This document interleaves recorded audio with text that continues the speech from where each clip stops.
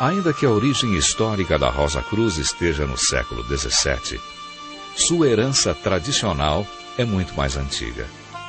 Alguns historiadores do esoterismo pensam que ela remonta ao Egito Antigo, mais exatamente ao período de Amenhotep IV, também conhecido como Akhenaton.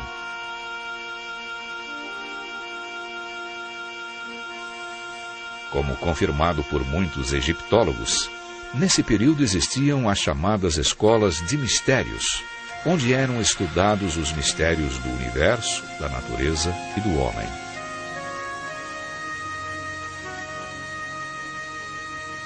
Esse estudo deu origem à gnose, um conhecimento secreto que seria perpetuado pelos séculos afora.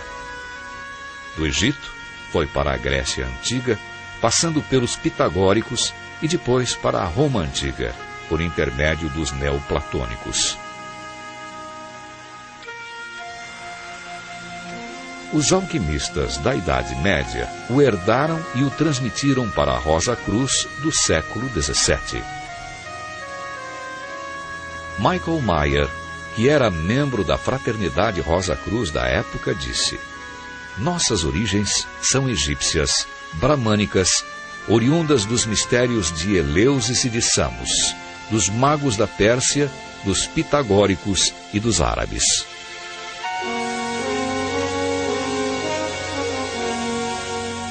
Isso significa que a antiga herança se estagnou no século XVII? Não.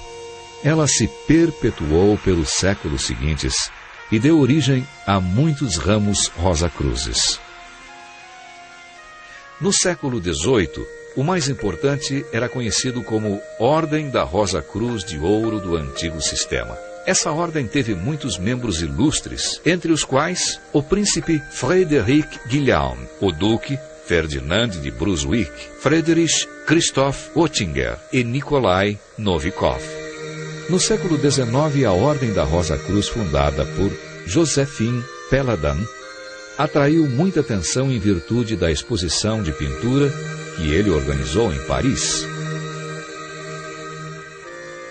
Pintores famosos como Charles Fellinger, Jean Delville, Émile Bernard, amigo de Toulouse-Lautrec e Gauguin, Georges de Feuille, Eugène Grasset, expuseram suas obras durante essa exposição.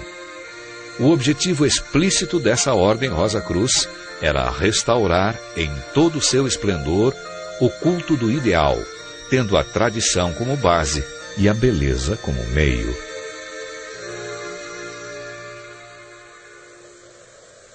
Uma outra escola de pensamento, a livre maçonaria, nasceu na Inglaterra no século XVIII. Ainda que atribuindo sua origem tradicional a Irã, suposto arquiteto do Templo de Salomão, ela de fato emprestou muita coisa da Rosa Cruz, que levou alguns autores como Johann Gottlieb Böll ou Thomas de Quincey a dizer que se tratava de uma emanação do rosacrucianismo. Em todo caso, já em 1757, ela criara o grau do Cavaleiro Rosa Cruz, ainda hoje considerado por alguns ramos maçônicos como um dos de maior prestígio. Entre os membros mais eminentes da livre maçonaria Rosa Cruz dessa época estavam, para citar apenas alguns, o Conde de Saint-Germain, Cagliostro, Jean-Baptiste Villermoz e Martinet de Pasquali. Esse último criou a Ordem dos Elos Cohen, cujo grau mais elevado era o grau Rosa Cruz.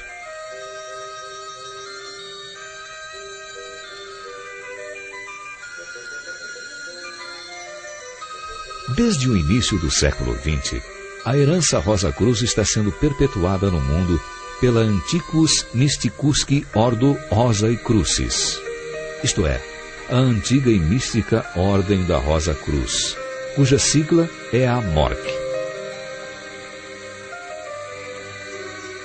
Aberta a homens e mulheres de qualquer nacionalidade, religião e classe social, a MORC transmite ensinamentos tradicionais, distribuídos em 12 graus.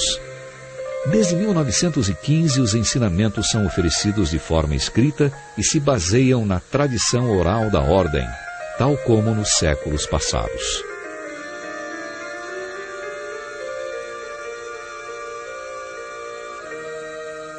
Além disso, os Rosa-Cruzes podem se reunir voluntariamente em lojas para efetuar sessões de trabalho coletivo.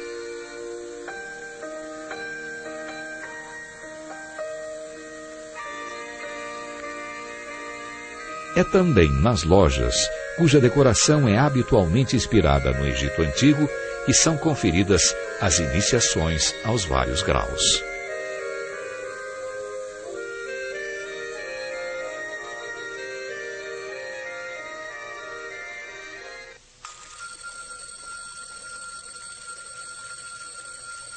De que tratam os ensinamentos Rosa-Cruzes? A julgar pela literatura esotérica, eles cobrem um vasto campo e integram os grandes temas da tradição, entre os quais as origens do universo, a natureza de tempo e espaço, as leis da matéria, da vida e da consciência, os mistérios da morte, da vida após a morte e da reencarnação, o simbolismo tradicional e a ciência dos números.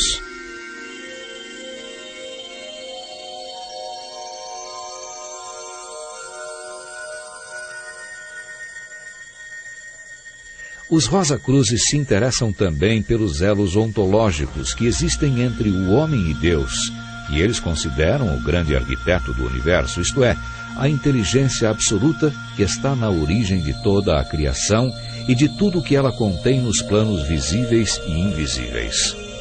Quanto a isso, seu estudo se concentra mais nas leis divinas do que propriamente em Deus.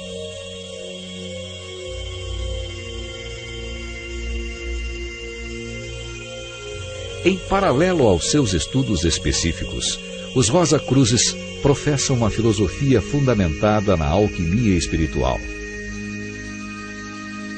Essa forma de alquimia não consiste em transformar metais comuns em ouro, como faziam os alquimistas antigos, mas em transmutar as imperfeições da natureza humana nas suas qualidades opostas, como, por exemplo, orgulho em humildade, egoísmo em generosidade, intolerância em benevolência.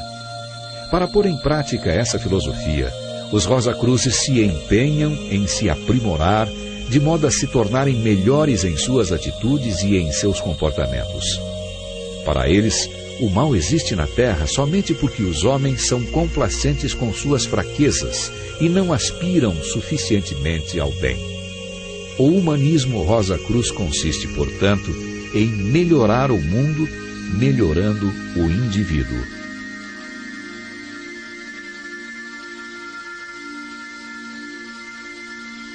Isso levou um escritor contemporâneo a dizer: a alma da Rosa-Cruz é parte integrante da alma do Ocidente, que é humanista e espiritual. Ela é uma de suas facetas, ou uma de suas joias, refulgindo beleza, amor e pureza. Preocupada com os rumos do mundo e comprometida em contribuir para a sua evolução, a Ordem Rosa-Cruz publicou em março de 2001 um quarto manifesto, Oppositio Fraternitatis Rosae Crucis.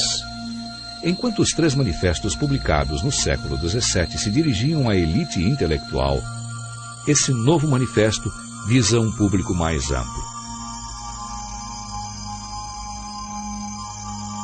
Esse manifesto apresenta uma visão global da situação da humanidade, que os Rosa-Cruzes julgam muito preocupante.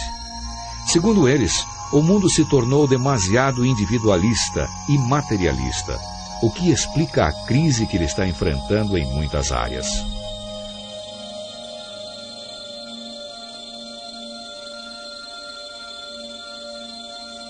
Para resolver essa crise, os Rosa-Cruzes clamam por mais humanismo e espiritualidade para que a Terra se torne um lugar de paz, harmonia e fraternidade.